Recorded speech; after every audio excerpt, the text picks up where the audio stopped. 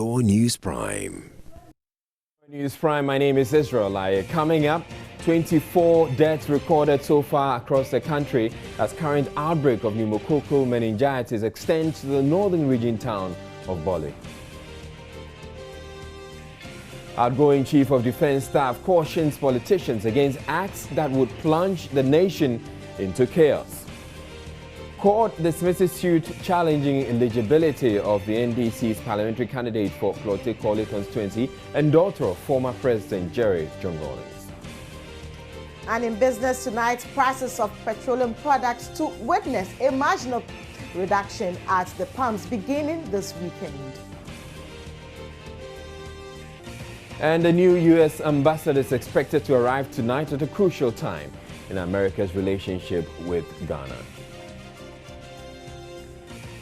Also coming up in the bulletin is entertainment, sports, and your comments on social media. Stay tuned to the bulletin, which is also available on ABN television, on the Sky platform across Europe, as well as on Freeview Connect.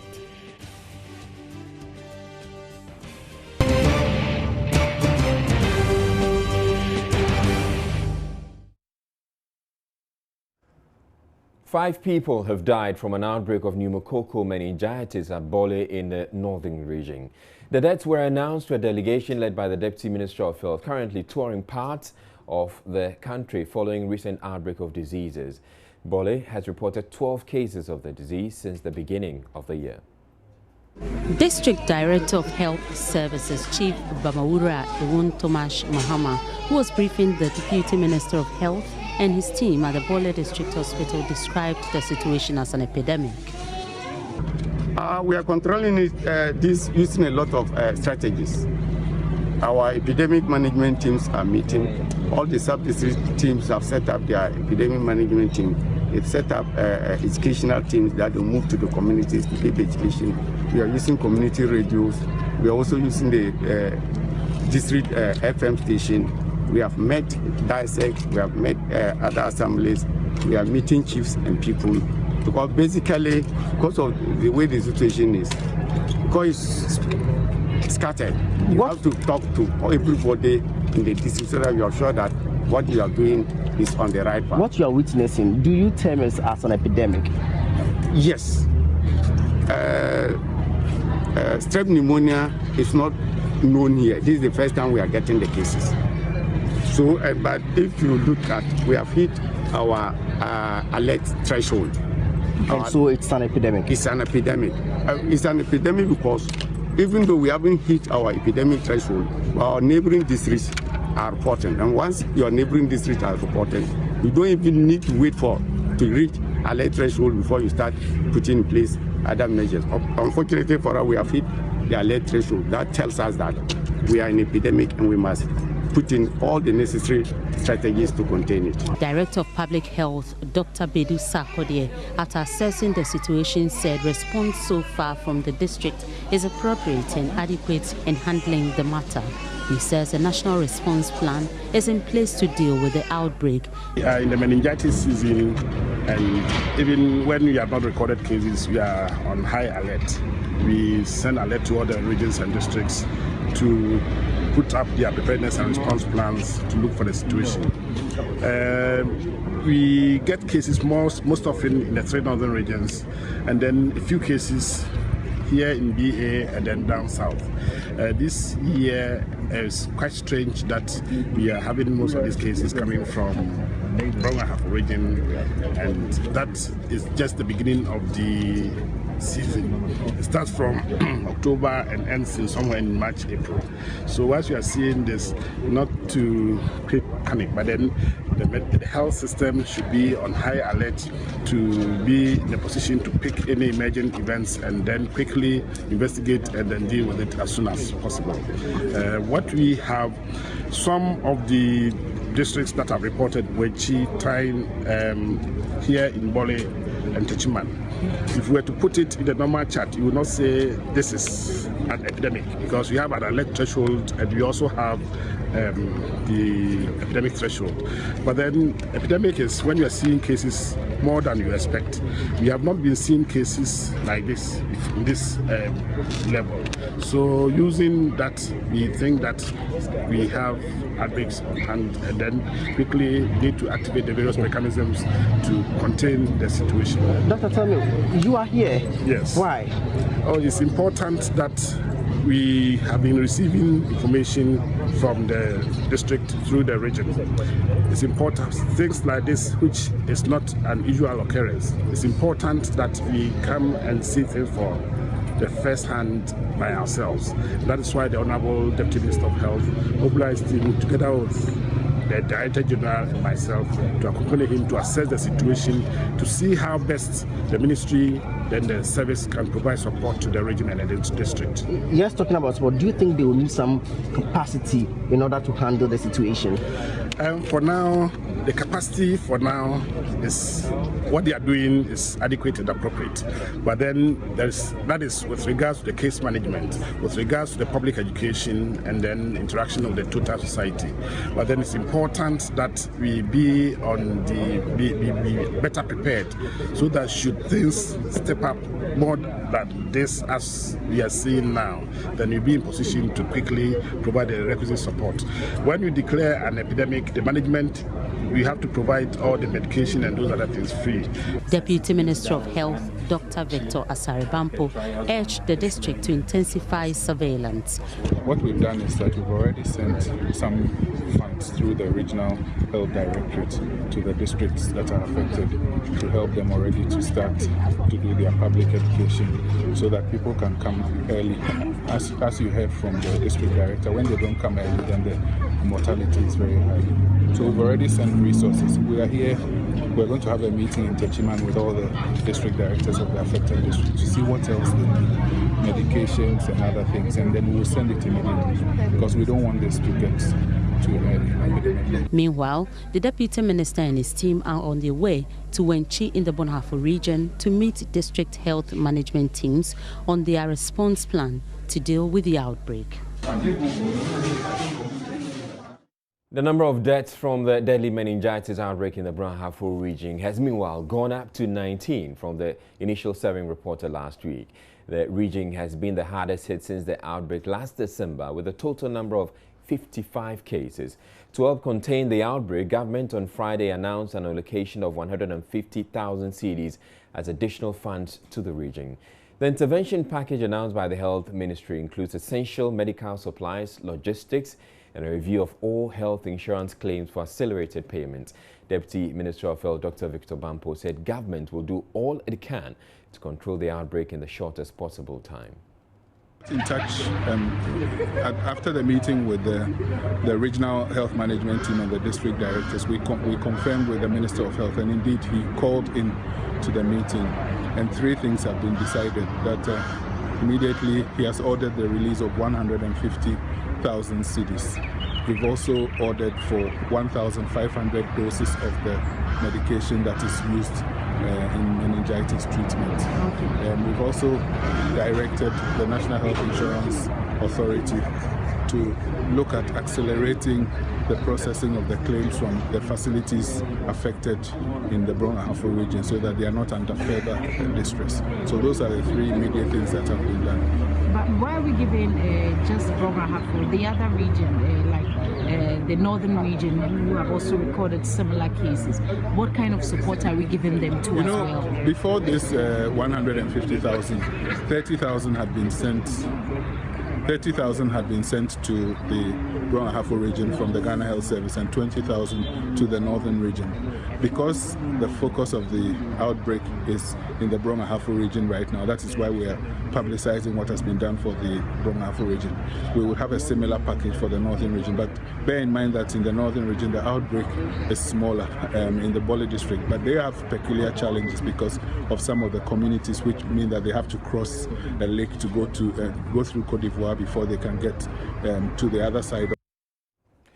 The Acting Regional Director of Health Services, Dr. Kofi Issa, says though the situation at Tying is currently under control, health officials are currently battling with emerging cases in Techiman. The brunt of the problem has been in the Tyne district. Luckily, for the past 1 week, the cases have been stemmed. Now we are battling with a number of emerging cases in the Techumai and Wenchi districts. So far, we have had two subtypes, the pneumococcal, which was already told already in the news, and then the meningococcal, which is W135, that we have the outbreaks. You mentioned four districts. Oh yeah, the Tyne, Wenchi, Techumai, North and South, and even there's a fifth district because there was a case actually which was seen in Kintampo South district. Do you have a data of the number of suspected cases you have across the region? 51. Yes. So we have 55 cases all across. How many suspected? How many confirmed? Oh, all the cases will definitely listen. Now the confirmed now will stand at about. How many are they confirmed? Definitely. Confirmed cases. There'll be like. The data. Yes, you have the exact data. Just tell us about issues of staff and, of course, they are being safe. Yes, evidence has shown that as you nurse people with meningitis and you take the safety precautions of infection prevention, you are really very safe. It has proven that, look, you simply just protect yourself. You think once the weather is dry, you take in lots of water. The basic infection prevention, so that if there's droplet infection, you wear a mask when you are nursing the patient. The Deputy Minister, accompanied by the Director General of the Ghana Health Service and the Director of Public Health, are in the region to ensure best management of the outbreak and to strengthen capacity of health workers. In other news, outgoing Chief of Defence Staff, Vice Admiral Matthew Kwashi, is cautioning politicians against acts that would plunge the nation into chaos during the 2016 elections. He is concerned some politicians have been engaged in acts that are detrimental to the peace of the country. Mr. Kwashi was speaking to journalists after a ceremony at Burma Camp to hand over command of the Ghana Armed Forces to Air Vice Marshal Michael Samson Oj. Joseph Opoku-Gakpo reports. Vice Admiral Matthew Kwashi has served in the Ghana Armed Forces for more than 45 years, making him the longest serving officer in the military. He served as CDS for about 3 years. Vice Admiral Kwashi was the Chief of Naval Staff from April 2009 to March 2013. He holds a Master's of Arts degree in Governance and Leadership from GIMPA. He is retiring from the Armed Forces to take up another position as ambassador. Mr. Kwashi wants politicians to comport themselves during and after the November polls. They kill themselves within their own party. If within their own party they can do that, then how about if it's another party outside? You can imagine. So they should learn to control themselves. They should learn to jaw instead of war. He also wants the public to support the security agencies in keeping the peace of the country. The general public should help the security agencies to keep the peace by not creating problems. If they allow themselves to disintegrate through conflict, they will not like what they see, because some of us, we have been in conflict areas, and what you see is not the best. Defense Minister Dr. Benjamin Kumbuo commended Mr. Kwashi for showing exemplary leadership during his tenure. Replacing Vice Admiral Kwashi as CDS is Air Vice Marshal Michael Samson Oj. Until his appointment, he was the head of the Air Force. He had served in the Air Force for about 38 years after he was commissioned into the Air Branch in June 1978. He has served as Director of Operations and Directing Staff at the Ghana Armed Forces. For Joy News, Joseph Opoku-Gakpo reporting. Now, the police administration also says it is collaborating with the British and other foreign counterparts to help in providing adequate security for this year's general elections. The Acting Inspector General of Police, John Kodalo, admits this year's poll is crucial and that everything possible must be done to ensure maximum security. In an interview with Joy News, Mr. Kodalo said the police administration will also train personnel on how to be professional before, during and after the polls. 2016 is a year we all know very eventful for a lot of events, the major one being the 2016 elections. So we are joining our boys towards it. We've made the necessary arrangements with some of our foreign partners to come and teach us policing elections. We are in very high level negotiation with the British Embassy and some other embassies who have done it before. We are also taking our boys through professional training and also how to police elections. Besides, our affirmative action this is still ongoing, where integrity and professionalism is very, very paramount. And we are making sure that we churn out very professional policemen who will just be there to interpret the law as it is without any callous. The Interior Minister, in a recent meeting with the Small Arms Commission, said that they had identified some hotspots in the country. From the point of the police, is there any special package or plan for such areas? Oh yes, we are in collaboration with the Small Arms. We have members on their board and we do everything in tandem. You know, some of this information are quite sensitive because we don't have to give them before we make the raids or soups selection. As and when we get the information, we act on it, because ours is a day-to-day activity, not necessarily because of the elections, but to maintain law and order and to ensure that the goodwill of this country have their property and lives protected. So ours is an ongoing process, but of course we shall intensify it as we close closer to the elections. You're watching Joy News Prime. We're taking a break. When we come back, there's more. Please stay tuned.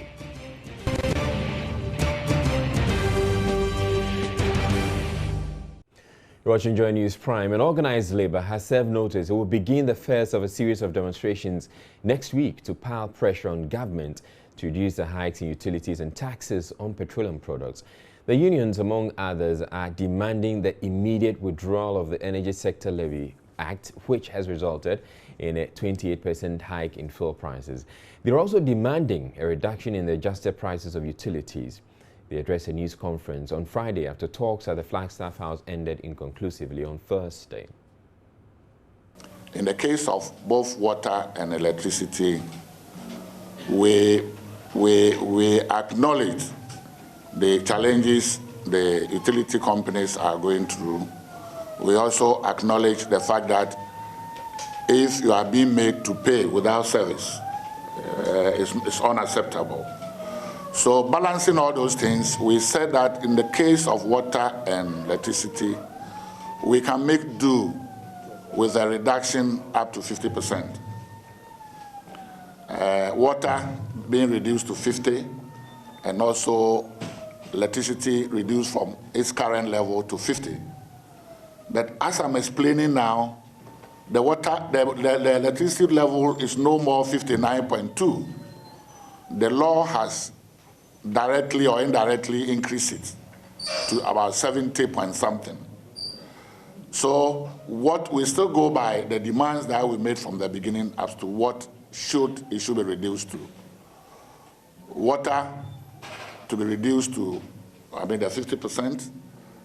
Electricity also to be reduced from the 50%. And it's important to restate once again that the law, and that is why we say the law is very unclear. The law in itself has inherent increases and taxes, which adds up to the challenge that we have now. We have engaged the PRC on several times, also as stakeholders, and part of the stakeholder consultation. We acknowledge the challenges facing the utility companies. In some cases, government owing them. In some cases, they complain about monies to be able to produce the service. We took account of all those things, and also from a premise that we are not saying no to increase, but the level of increase is what we thought was too much.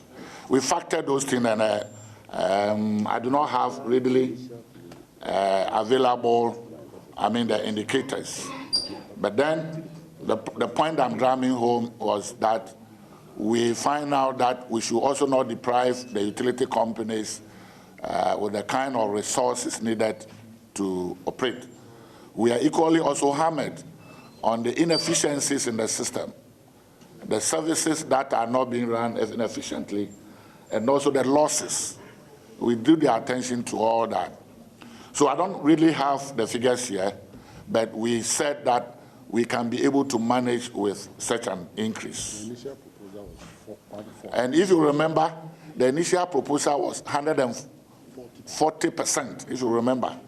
The media proposal that PRC, the utility companies were demanding. And this has to come down to those levels. So those factors were taken in account. Now, the Inspector General of Police has indicated his outfit is ready to provide protection for organized labor if it goes ahead with its intended demonstrations. John Kudalo says so long as the police have adequate notice and all the right processes are followed by organized labor, the protest will go on peacefully. The Trades Union Congress, as you just heard, has announced a series of industrial actions, including strikes and demonstrations to press home their demand for a decrease in recent utility tariff hikes. They also want the scrapping of the energy sector levy that has increased the price of petroleum products by over 28% on the average. Speaking to the media, acting IGP John Kudalo made it clear organized labor had a right to demonstrate. We're in dialogue with them, we are dialoguing with them, and I think they have nothing against the police. They are there to exercise their rightful decision about something that they are not happy with. And if they do it within the ramifications of the law, we shall protect them and ensure that they have a peaceful demonstration. We have nothing against that. Yes, we have the men to protect them because, as I know, I don't think anybody is planning to disrupt them because it's something that is democratic. Many people are talking about the pinch that the hype is giving. So if they want to demonstrate and show their dissent, I think that we have to protect them. Since they have gone through all the processes, they have given us enough notice about their intention. And we've spoken to them. We have experiences with them before, and I don't think that we have any cause to be alarmed. I'm sure they are matured and they will conform to the rules that we have agreed upon. The court case between the Consumer Protection Agency and the Public Utilities Regulatory Commission has been adjourned for the second time. The defendants, the Electricity Company of Ghana and the Volta River Authority, submitted 2 applications before the judge presiding over the matter, Mrs. Justice Novisi Ayene. Lawyer for the Consumer Protection Agency, Egbert Fable Jr., explained what transpired in court. They are entitled to bring those applications. What is important is whether those applications are of merit. As you can see today, the learned High Court judge, trial judge, has dismissed an application at the instance of PURC seeking to dismiss my client, that is Kofi Capital and the Consumer Protection Agency's writs on the basis, wrongfully though, on their part, that we raise a constitutional issue, so it requires an interpretation by the Constitution. Of course, we took the position that no, we are just asking for an application of a provision of the Constitution, specifically Article 296, and the learned trial judge agrees with our position and so dismissed the application. But there's still a second application against your client, isn't it? Yes, there are 2 more. One from the Volta River Authority and another one from the Electricity Company of Ghana. Those have been, I think, adjourned to the 21st of this month. We'll go on and contend with those as well. The Interior Ministry says it does not intend to make public the agreement on the transfer of 2 former Guantanamo Bay detainees to Ghana. This is despite demands by pressure groups such as Occupy Ghana for full disclosure on the terms.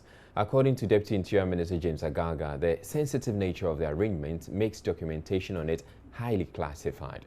Addressing a news conference in Accra, he said the information will not be declassified merely because of public outcry. You are talking about transparency in security-related issues. You have to be very careful here. When you are dealing with security issues, it is not everything you disclose to the public. Certain information, when described as classified, you would not want to disclose to the general public. And so prior to the admission of the 2 detainees, a lot of consultation took place. But at the time of the consultation, the information needed to be managed, okay, because they were security related.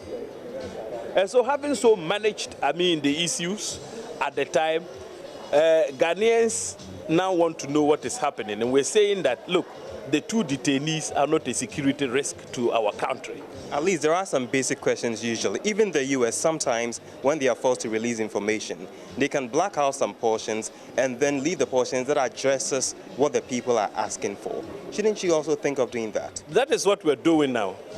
You're only telling us, but we are not seeing the document. I have engaged you. Some of the documents are classified. And when documents are described as classified, you don't divulge their content with the greatest respect. We must, as a people, respect, some of the rules that when you are managing security, you ought to be compliant with. Classified documents are usually, the content is usually not, divulged. And that is what we have done. A new U.S. ambassador to Ghana is expected to arrive in the country on Friday night. Ambassador Robert P. Jackson, who was sworn in on November 30 last year, will be assuming duty at a crucial time in the U.S.'s relationship with Ghana. The transfer of 2 detainees from the terrorist holding camp in Guantanamo Bay, Cuba, has been widely criticized by the public, with many calling for their return. Ambassador Robert P. Jackson is expected to give his letters of credence to President Mahama this month before taking up full duties. The ambassador says he will help promote strong institutions, good governance, and help spur economic growth in Ghana. Connect with us on Facebook. I look forward to savoring some fufu, enjoying high life music, and meeting many of you. You're welcome back, You're welcome to Ghana, Mr. Ambassador, and I hope you enjoy your fufu. We're taking a break. When we come back, we'll bring you business news.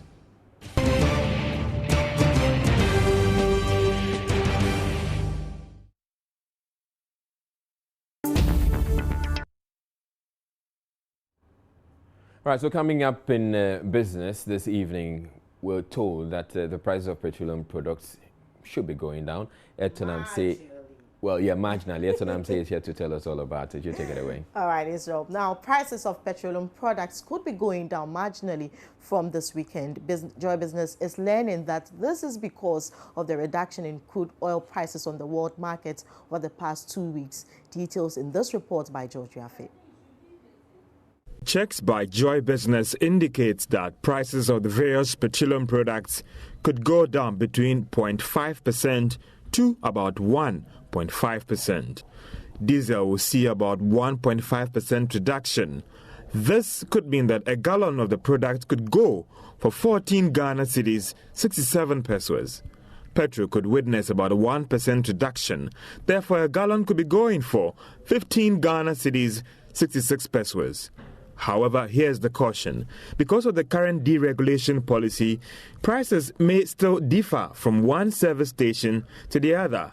While some may reduce it in line with these calculations by Joy Business, some may not review it at all, whilst others might look out for some innovative ways to increase prices marginally. Since the last review in December 2015, prices of crude oil has witnessed about 9% reduction. A lot of global financial giants like Standard Chartered Bank has predicted that price of crude oil could hit $10 a barrel in the coming weeks. Well, for a lot of consumers, their prayer is that prices should continue dropping so they could see a bigger reduction in prices at the pumps when it comes to the next review.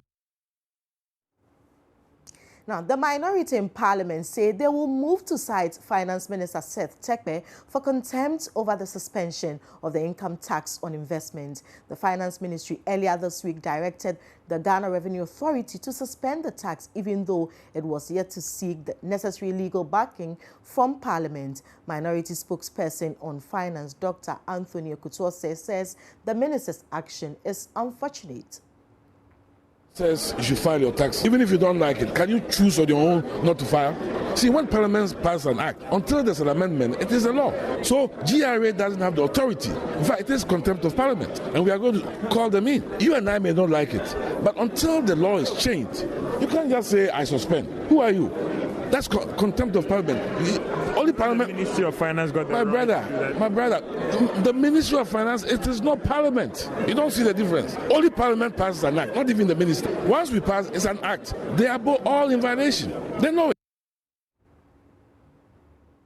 Now, some bankers have admitted the current instability in the microfinance sector could affect public confidence in commercial banking. The head of retail banking at Access Bank, Stephen Aban, spoke to Joy Business after the bank held its second mini draw for the Change Your Level promo. Already, savings and loans companies, which are usually the first to experience panic withdrawals because of identity crisis with microfinance firms, have so far downplayed any such impact. The head of retail banking at Access Bank, Stephen Aban, tells Joy Business the possible impact of the crisis on the banking operations cannot be totally overruled. Somebody who has been beaten, really, if he sees a bank, he's still afraid. But I want to just encourage the customers that there is no other option than to save your money with banks. Okay, the fact that if you have shown this level of recklessness, let me put it that way, doesn't mean all of them are like that. There isn't any better option. Keeping your money with you at home, you stand the risk of losing it all. Keeping the money at the market, fire can just burn everything. Why don't you just bank with the bank? Bring your deposit to the bank, and I believe we have, the history is there for us to see. The commercial banks have stood the test of time and continue to serve that intermediary role for customers. That is the only way to go. He, however, adds banks can weather the storm only if they would adopt innovative strategies to win customers over. Head of retail banking at Access Bank, Stephen Aban, spoke with Joy Business after the bank held its second mini draw for the Change Your Level promo. I believe that also encouraged a lot of the customers who were not with us initially to come on board. And this one has been even more exciting. As you could see, one of the customers have won the sleek Hyundai car, and he's been very happy. We called him, and you could hear from his voice that he was very excited about it. And another thing that is so striking today is that a lot of the customers won from all over the country, and we'll continue to do this one to reward our customers. The draw saw Humphrey and Shirley Ann Williams of the bank's airport branch emerge winners of a Hyundai Accent saloon car. Access Bank launched the Change Your Level promotion in September last year as part of initiatives to deepen the culture savings in Ghana. Bulk oil distributors say they are highly expectant of the revision of the law that regulates the downstream petroleum sector. This, according to the operators, should enable them operate with a lot more certainty to the benefit of consumers. Players are currently operating under a price deregulated regime where market forces are allowed to drive prices up or down. Speaking with Joy Business Chief Executive of the Chamber of Bulk Oil Distributors, Senyo Husi, said a fully deregulated sector would bring immense benefit to the sector. Something was laid in Parliament, and I want to believe by now it should have matured. The discomfort about it is you never know when somebody wants to change anything again, because there's a need for business predictability and environmental predictability, at least for regulation. So you also know how you shape your business, how you plan. So if I'm doing business under the assumption of a fully deregulated sector as far as price is concerned, then suddenly in the middle of the road, it can get a bit discomforting. But right now, we have directives to operate as a price deregulated environment. So industry would work like that. It sounds to me as though if it's passed, it would help a great deal. I want to believe that bill, it was an LI that was tabled. I want to believe it's matured.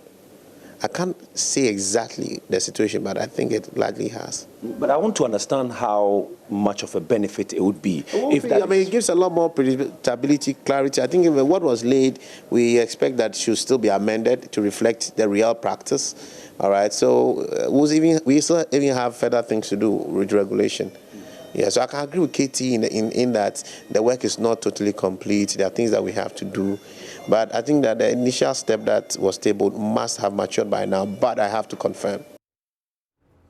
So today is Friday. Markets for the week closed around 3 p.m. and you're wondering how your investments are looking. John is here to tell us all that. Hello, John.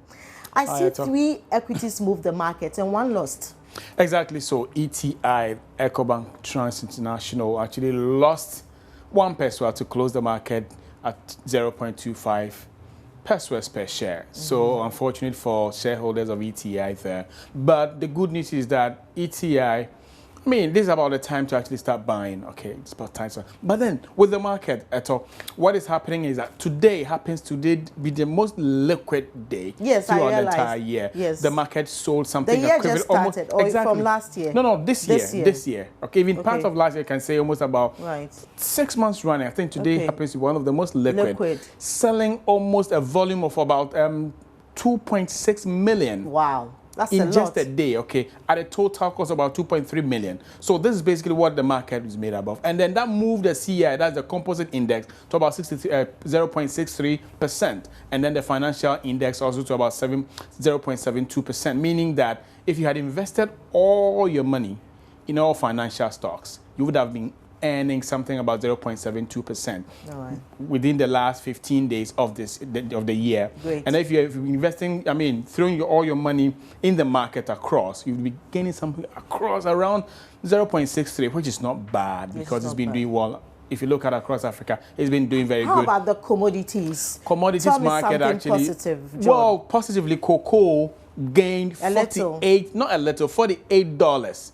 Oh, that's a lot. Today. By the time, before I came to the studio, actually, cocoa was gaining about $48, closing somewhere around $2,905. We can still do better. We can do better, but the point is this, to the fact that the trends are not good for cocoa. The weather is not being good for cocoa. The Harmattan. Exactly. Not the Harmattan alone, but there's something they call the El Nino factor, which is actually going to see cocoa go down. Okay. But then, a lot of the cocoa producing countries are producing a lot more cocoa out there. Than Ghana. So, exactly. So that's exactly, these are some of the dynamics going on. Gold is still losing. Gold is losing. Crude oil is losing. But crude oil is today $28.97 per barrel. That's basically it. So the $19 per barrel they are experts are predicting by June is we likely may hit to there even before June. Exactly, that's exactly what it is. The trend, the speed with which oil is actually declining is amazing. So I think oil producers are worried going forward. Oil producers are worried. Exactly, they're very worried. Their revenues are being sharply cut, and that's exactly what it is. I foresee a lot of people who lose their jobs. People are losing because the bottom lines of these oil producing companies they are not making profit. And Tell me something good about the city. The city, unfortunately, is not doing that well. Yesterday, it lost to all the... It lost to all the trading currencies. But today, the only good news is that the city gained only against the pound. How many people deal lost with against pounds? Exactly. Lost against the US dollar, the euro, and the Chinese yuan.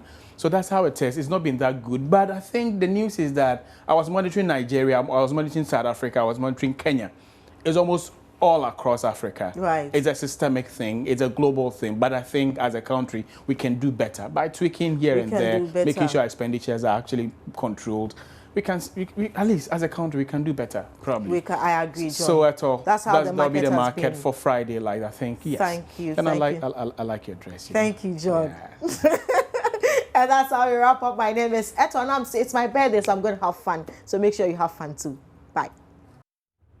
Welcome back to Joy News Prime. Advocacy group Odikro is suing 21 MPs for constantly absenting themselves from Parliament. The 21 include Foreign Affairs Minister and MP for the Wutu Senya West constituency, Hannah Tete, and Minister for Agriculture, Fifi Kwete. The group says the MPs have breached Article 971C of the Constitution, which states that an MP shall vacate his or her seat if he stays away from 15 continuous sittings. Now, Nehemiah Tiga, who is with the group, spoke to Joy News earlier. If I pick, let's say, Neil and Sevanda for meeting 1 in 2014, he missed 20 days. If I pick meeting 3 in 2014, it's 16. Meeting 1 in 2015 is 15 times. Meeting 2 in 2015 is 24 times, which makes up the 75. Okay, so were these consecutive? Or these were today he comes, tomorrow he doesn't appear? Some were consecutive. Because what the Member of Parliament and the Majority Chief Whip makes us understand is that if it's not consistent, then what you're saying does not hold water. We would verify this, but I want to say something. I want to say that even in terms of those who are not in the House but in committee meetings, we have those statistics, we have the data as well. So if the person said they were not present but they were at a committee meeting, we have the data that points out those who are at certain committee meetings. We can tell him that even under the period of review, there were 12 privileges committee meetings, and we can give him all the data if he wants. Okay. But I'm even surprised because the last time I was in your studio and he called, he admitted that this is something that happens, and one of his excuses he gave was funeral. And this morning, Honorable Nilante Van der Poel also gave an excuse like sometimes you are sick and things like that, or ministerial duties. We are saying that the key word here is seeking permission when you are absent. How difficult is that? And you are saying for these 19, they did not seek the requisite permission? Yes. Now, Majority Chief Whip Muntaka Mubarak, who disagrees with the findings in this report, has also been speaking with Joy News. When a member of parliament has a number of responsibilities, key among them are to be in his constituency. He or she should be in his or her constituency, to be at committee meetings, most importantly, and then to be in the chamber. And because of the three major things that members do in our standing orders, it is very clear that you need to miss 14 consecutive. That means it has to flow. There's no any break. So if, for example, you were absent for 10 sitting days, and then the 11th sitting day you come, the 10 is deemed to have been nullified. It has to start counting again. So you need to understand that first. 2, per our standing orders, when any member absent himself or herself in the proceedings of the House for 14 sitting days, the person is first sent to the Privileges Committee. The person, when any member draws attention of the House, the person is sent to the Privileges Committee, where the person is given an opportunity to be listened to. Why is it that 14 consecutive days you were not sitting, you were not in the chamber? Then the person, if the person provides explanation and it is not satisfactory, then the person, will go on, and then the end result is that the person could lead to declaring of the seat vacant. Now, I don't know how whoever, I didn't hear the name well, whoever is claiming to go to court, I don't know how he calculated his 15 sitting days. Okay. No. It's not true. Now I can say, for example, Neil and Van der Poel that is talking about, I can tell you it can never be true that he has had consecutively 15 sitting days absent. It's not true. Because I'm the whip, a number of times I whip people to come in, and I can tell you, see, that's why I'm saying that he will get it wrong. 30-year-old presiding member of the Wa West District Assembly, Barima Sankara, has been elected to represent the Upper West region at the National Association of Local Authorities of Ghana, NALAG. Barima Sankara beat former interim national president of NALAG, Na Abubakar Abdul Rahman. Mr. Barima pledged to work assiduously to increase the tempo for NALAG to take its rightful place in the decentralization process in Ghana. Rafiq Salam's report from Wa. After a heated debate as to whether the former interim national president of the National Association of Local Authorities of Ghana, NALAG, Na Abubakar Abdul Rahman, has the right to stand for the third time or not, coupled with the late arrival of the delegates which led to the delay of the election to elect Upper West representative, the votes got underway. Presiding member for the Wa West District Assembly, Barima Sankara, entered the race as the underdog. Na Abdul Rahman, an astute politician, cum traditional ruler, had won the two previous contests and represented the region and was seeking a third term. In his opening remarks at the conference, Na Abdul Rahman apologized to the delegates for what transpired at the Sunyani NALAG conference a year ago. However, some of the delegates didn't take kind to the apology and went on to vote against him. Let me apologize. Let me apologize to all honorable members who were at Sunyani. Let me apologize. I repeat, let me apologize to all honorable members who were at Sunyani. It was out of love. What I saw, people were crying because they were prepared. They were to die. They were to sacrifice. And all of a sudden, you know, every house has some secrets that you cannot tell. So I have to step down. So let me just say, honorable members, I'm very sorry. It will never repeat, and God will take care of it. Basira Sankara polled 34 votes as against 20 by his opponent. The Upper West Nalag representative-elect pledged to work assiduously to increase the tempo for Nalag to take its rightful place in the decentralization process in Ghana. That within the first quarter, I would ensure that we have radio programs on what the composite budget first and foremost is all about and what Nalag is all about. We need to explain to our people that they need to participate fully on the medium-term development plans of the various assemblies, which are teased to form the composite budget. This is what they should expect, because it should be about real expectations in the side that what is in the budget is what is executed, not what people perceive as their needs. Earlier, the national president of Nalag, Mohammed K. Doku, expressed worry over the refusal to implement a resolution passed by the association in 2005 to deduct some monies from the common fund. The resolution passed by conference in 2005 for deduction of the 0.5% subscriptions from members share of the District Assembly Common Fund since that time has not been fully implemented. At best, it has always been 0.32%. It is our resolution, and it is not for anybody to reduce it. It is our money, and by law, we have passed a resolution to be deducted. So we don't see why anybody somewhere should have the power to reduce it. Watching Joy News Prime, we're taking a break. When we come back, we'll bring you international news. All right, so this is where we get to tell you what's coming up on Joy News Interactive, because Aisha is here. I must say, you're looking so nice this evening. Your shirt is so beautiful. You know, like typically they say, Monsieur. Oh no, you're my boss. I'm taking after that. you, actually. Oh no. So we're going to get interactive tonight. A lot of issues coming up, but before that, let's see.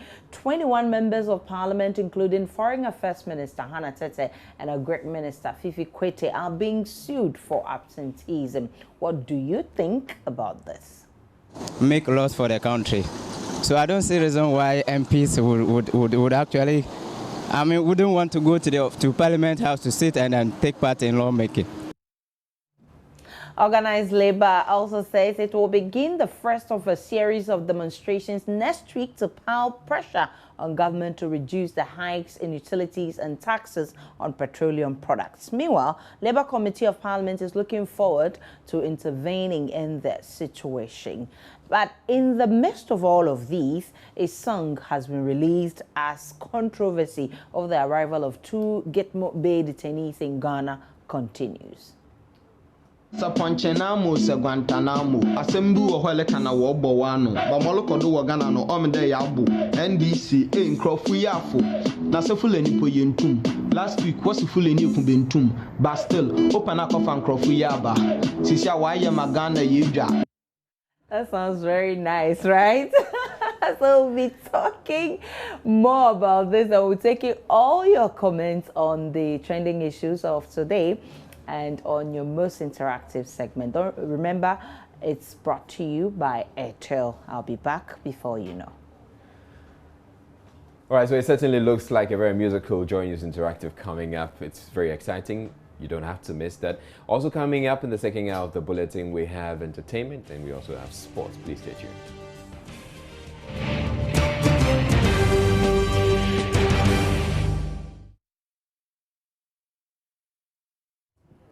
All right, time now to bring you a recap of our top stories. And 24 deaths have so far been recorded across the country as the current outbreak of pneumococcal meningitis extends to the northern region town of Bole.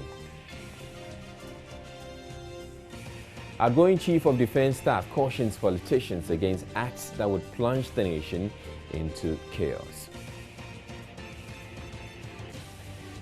And in business, prices of petroleum products to witness a marginal reduction at the pumps beginning this weekend. And the new U.S. ambassador expected to arrive tonight at a crucial time in America's relationship with Ghana.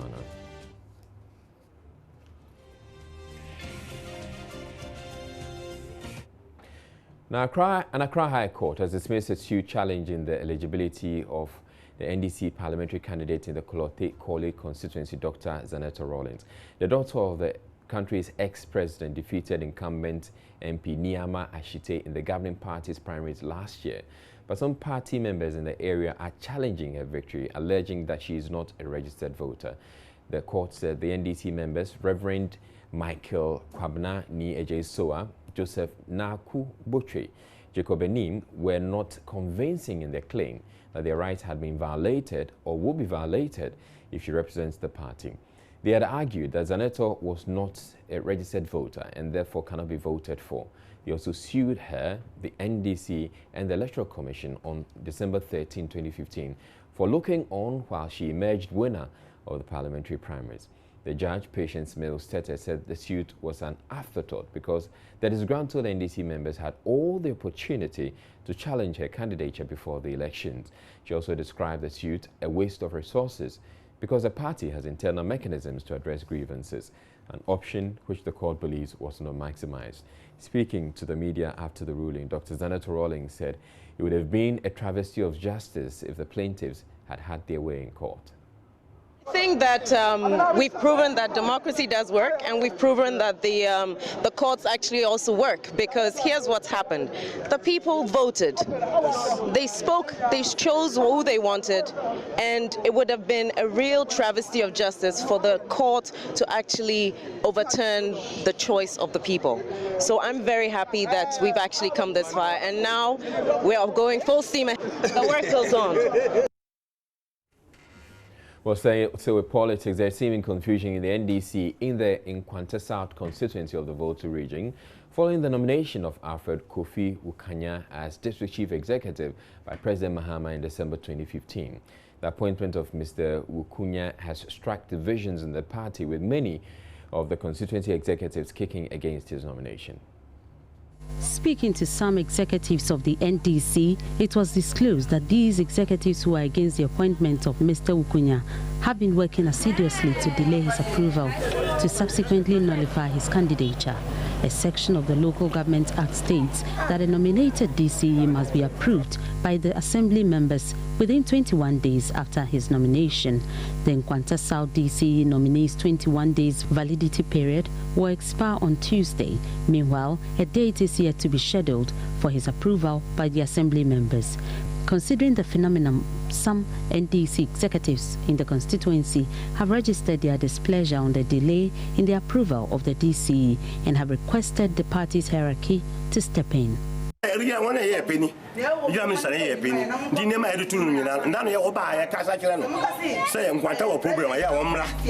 have informed the regional minister that there are some issues in the constituency, therefore she should come and help resolve these issues, but she never did.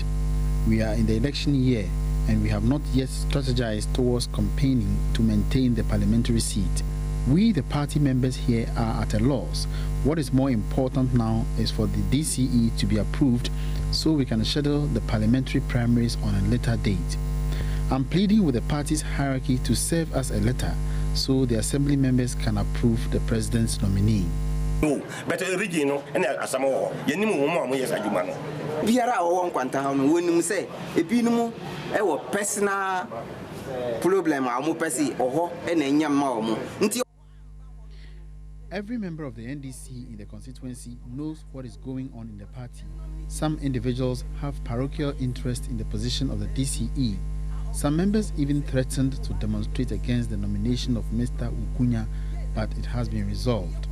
The constituency served the presidency with names of 3 individuals for one to be nominated, but the names became 5 upon reaching the office of the president, of which we knew nothing about.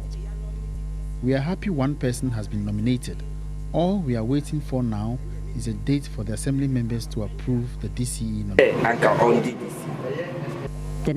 That notwithstanding, some assembly members are also unhappy with the delay in the approval and confirmation process. Out of things are going on in the district that we need a DC to come and chair and make sure the district move forward in the right direction.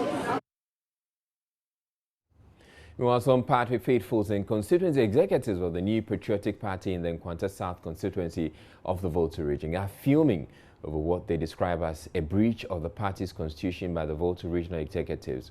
They believe that some inappropriate actions of the regional executives will derail the party's chances of wresting the parliamentary seat from the NDC in the November 7 general elections. As stated by the aggrieved executive Cephas Kujo Eduse, who picked and submitted a nomination form in April 2015, was outrightly rejected by the Volta regional chairman, John Peter Amewu, on the grounds that he cannot win the parliamentary seat for the party.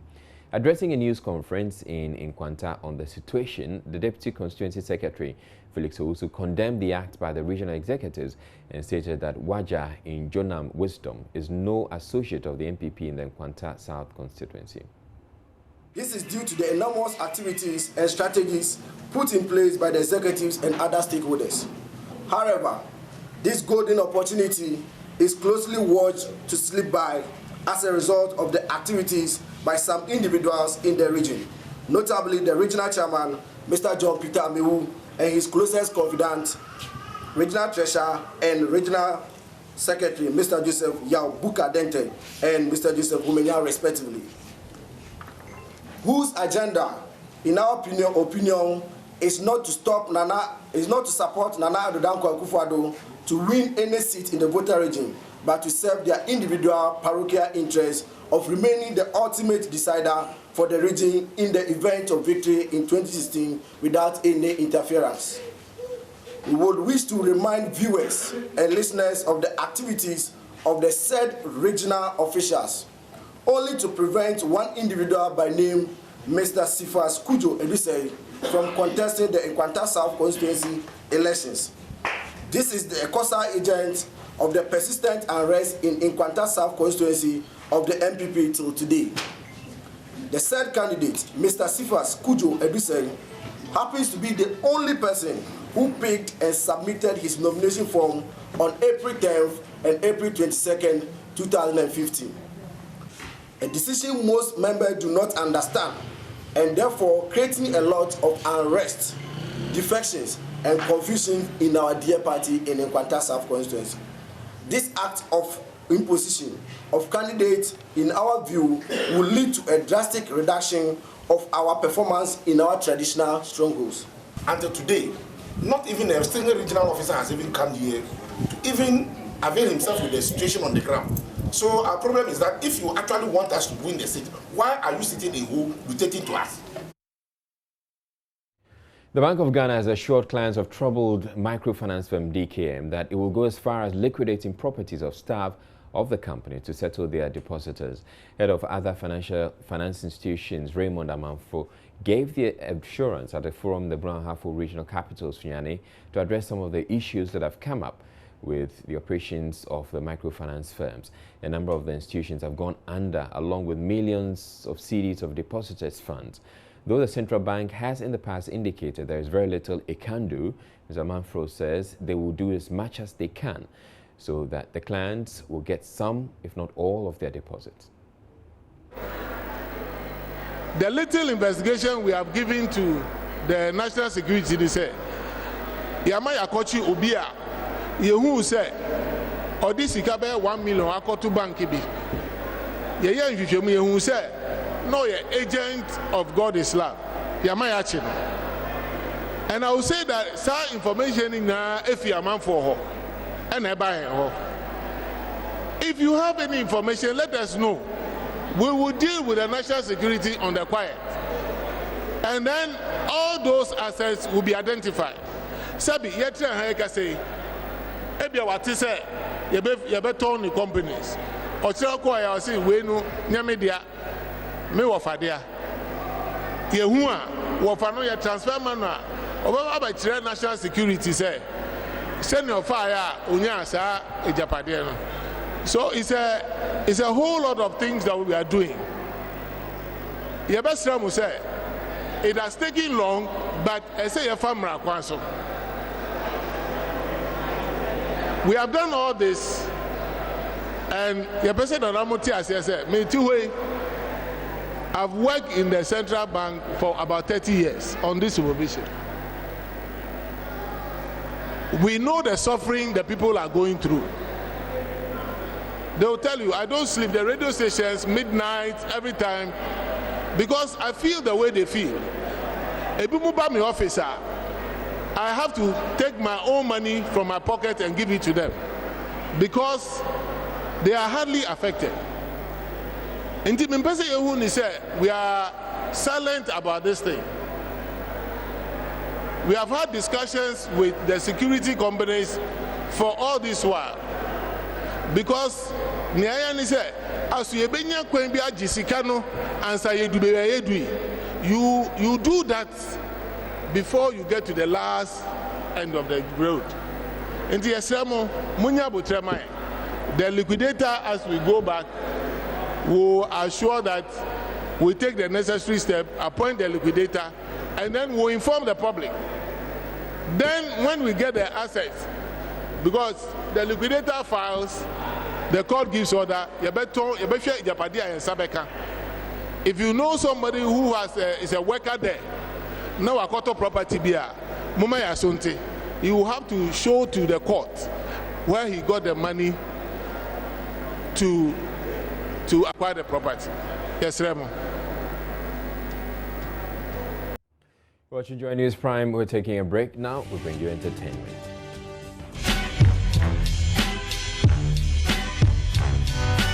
Entertainment news is brought. All right, time for entertainment. Miss G is here. It's a Friday, Miss G. Yes, it is, and thank God it's Friday. Oh, yeah. I can't wait. You can't wait to have all the fun you want to this weekend. I can't wait to It looks party. like you're actually starting tonight. I'm going to party. It looks like it. I'm going to be kicking myself. Okay. Okay. The last time somebody sang a kiki.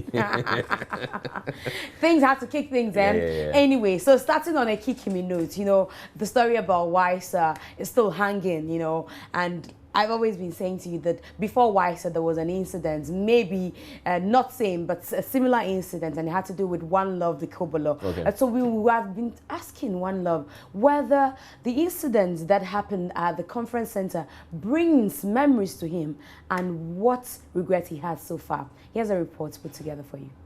All right, so I heard One Love saying that he's gotten so many advantages after that exposure. I'm wondering what sort of advantages that exposure Well, he said it made him more popular, and he's thinking now that Weiser is taking away his fame. So he's looking for a way. Oh, exactly. You can trust One Love for things like this, you know. So he's going to find a way. We can expect him to do something more incredible. That's what he's saying, but we don't know what he's going to do this time around. Because he thinks also that people still remember him. Because when the incident happened, people kept tweeting that Weiser had done a One Love. And so he believes that Ghanaians really remember him. He says every interview he goes for, the first thing is, oh, this is the guy who blah, blah, blah, blah, blah on a television show. So he thinks that has made him more popular than before. So that's One Love on Weiser's issue. I don't want to get popular as a result of that. No. And I don't think you want to do that. No, either. that's at all. Even though you could become very popular if you did. Doing what? Okay, so you brought the issue. Bring it on. You know the actress called Moesha Budon? Yeah. Oh my goodness, I had a fantastic time with Moesha on radio you did? this morning. And we've been talking about a lot of things, but one of the things that people keep bashing her for is the fact that she loves to flaunt her body. Not just her body, she loves to flaunt her boobs and her behind as well. So I thought to find out from her, I said to her, why? Because she came, well, let me tell you what happened. She came to our studios in a red gown, braless. And when she walked into the studio, we could actually see her nipple protruding. And so I said to her, why would you do a thing like that? Do you have any photos? Sure. And I have a voice telling me why she doesn't put on bra. Because I have nice breasts. I have good breasts. I have nice round breasts. So I don't see the reason why I should wear bra. Bra is supposed to support the breast. It's my breast around. I mean, I just dress. I don't like putting on bra. Your breast does not need support. That's what you're saying, because it's not a small breast, and it's round. It's firm. Like I don't even have a bra. Atalena supporting no sister breast and firm. It's not that bad. Did you hear what I told her? What she said was a firm breast. I said, sorry, the dress are helping support it. It's not a firm one. I didn't see that. So they're not firm? They're not. They're not. And I couldn't lie about it. But I love Moesha because she's quite honest. And, you know, for all the... If she's that honest, why would she talk about there's a way you can feel firm breasts when they actually... She thinks they are firm, but I'm the one looking at it, and I'm telling her they're not firm breasts. Anyway, but, well, you're seeing them in a dress. You can't really tell. Exactly. So the dress was helping support... Yes, the dress was helping do the job of the brazier. Okay, the news is PG-13, so let's end the discussion. Anyway, okay, all right. So let's go to some other stories, and I'm sure you remember Lady Talata. Lady Talata also came by today, and she's... You've been having fun. I have had fun today. You've been balling. Oh my goodness, I've been having fun today. But Lady Talata has been telling us about what she makes of today's music as compared to 1988 when she started making music, and her favorite musicians in Ghana now. I've been coming like every year, and every year the music changes. So this is just a short stay. They'll change again, don't worry about it. So even if we talk about it or they don't talk about it, it's going to change. You know, for some reason, Ghanaians get so fed up with music so fast. I mean, they're trending. So I know the trend will change. So we just have to chill and watch them, you know. But, you know, some of them are really doing good. And do you have any favorites in there? Oh yeah, I like all of them. I like Samini, I love Shatawale, I love Something Square. I love all of them. I listen to them.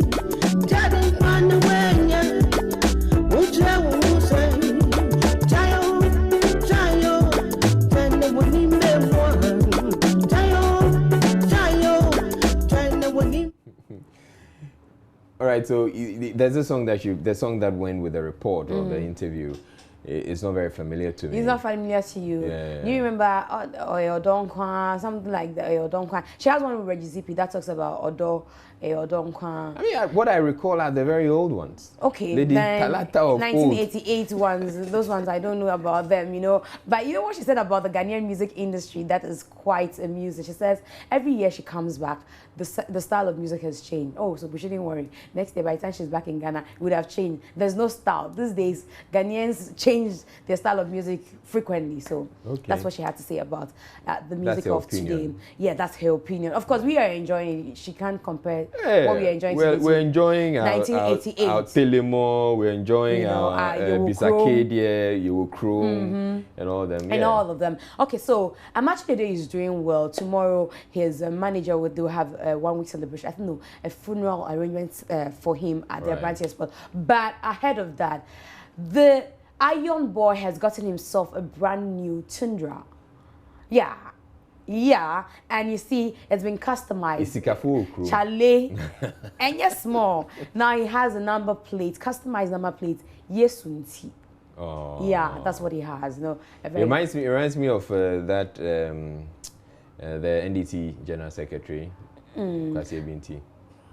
Okay, that's but this one is Yesunti. This is Yesunti. Yesunti. That's the car. Yesunti. Nice. Yep. So that's the car for you, Yesunti, and I'm sure it's obvious why he's having such a number plates. Yes, you know. Yeah.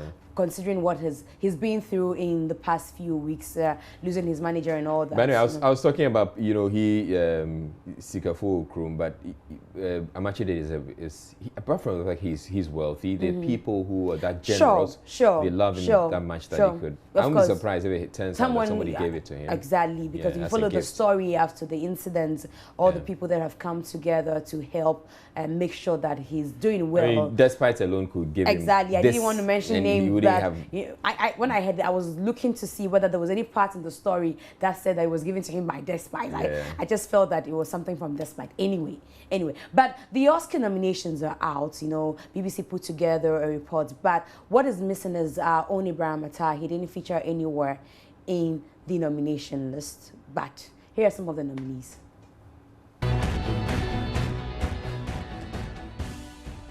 All right, so Gary Al-Smith is here to be telling us, among the stories you have, Gary, tonight is this, boxer, young boxer who's already an African champ. Yeah. And he's hoping to become a world champ.